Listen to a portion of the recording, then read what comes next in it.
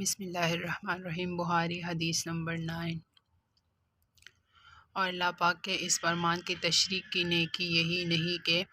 تم نماز میں اپنا منہ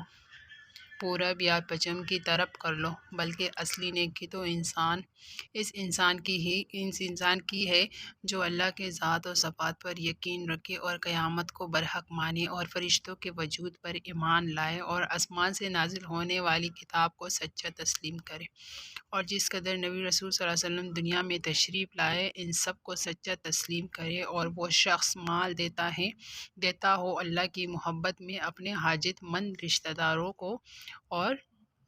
نادار یتیموں کو اور دوسرے محتاج لوگوں کو اور تنگ دست مسافروں کو اور لاچاری میں سوال کرنے والوں کو اور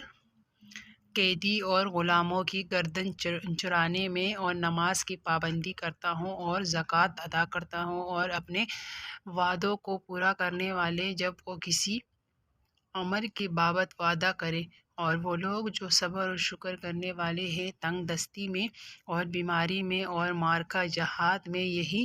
لوگ وہ ہیں جن کو سچا مومن کہا جا سکتا ہے، اور یہی لوگ در حقیقت پرہیزگار ہیں۔ یقیناً ایمان والے کامیاب ہو گئے جو اپنی نمازوں میں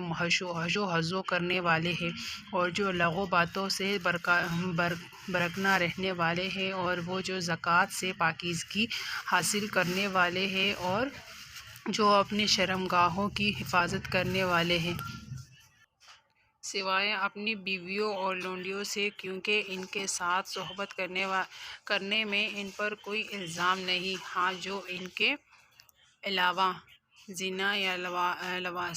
لواطت یا مشت زنی وغیرہ سے شہوت رانی کرے، ایسے لوگ حد سے نکلنے والے ہیں، اور جو لوگ اپنی امانت و عہدے کا خیال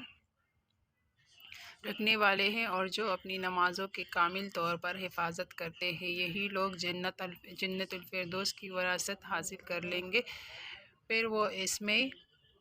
ہمیشہ ہمیشہ رہیں گے۔ اور اللہ پاک اس فرمان کی تشریح کی نیکی یہی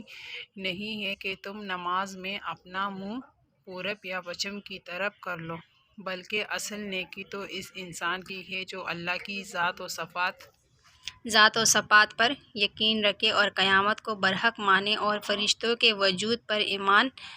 ایمان لائے اور آسمان سے نازل ہونے والی کتاب کو سچا تسلیم کرے۔